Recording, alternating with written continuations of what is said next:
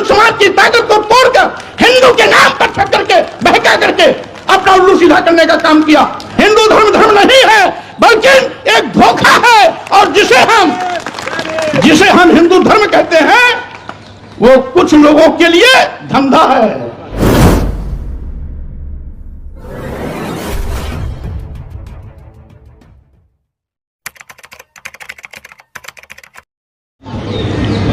सन 1931 की जाति जनगणना के आधार पर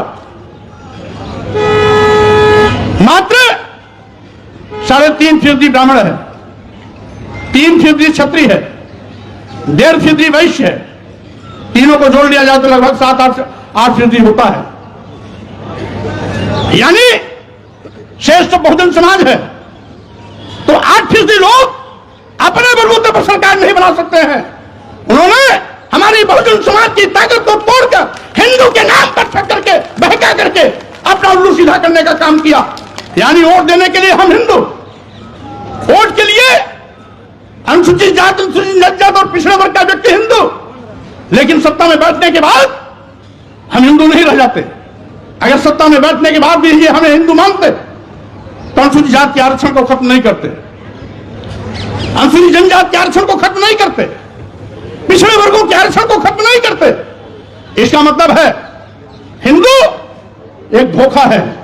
और वैसे भी 1995 में माननीय सर्वोच्च न्यायालय ने अपने आदेश में कहा था हिंदू कोई धर्म नहीं, ये लोगों के जीवन जीने की एक शैली है।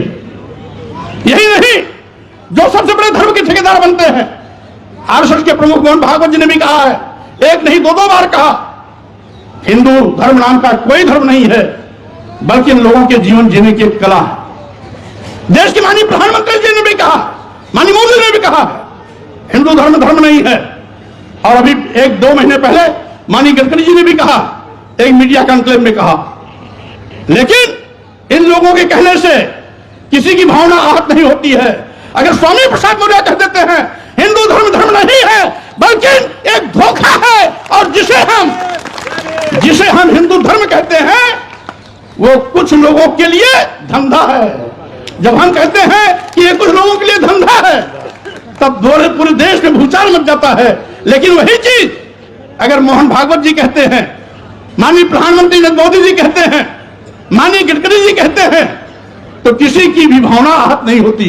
अगर वही चीज स्वामी प्रसाद मौर्य कह देते हैं तो लोगों की भावना इतनी कमजोर होती है कि उनकी भावनाएं आहत हो जाती। क्या विडंबना है। माननीय सर्वोच्च न्यायालय 1995 में कहा तो किसी भी धर्माचार्य ने कोई टिप्पणी नहीं की, लेकिन अगर वही चीज स्वामी प्रसाद मौर्य के मुंह से निकल जाती है तो पूरे देश में एफआईआर की झड़ी लग जाती है। क्या विडंबना है।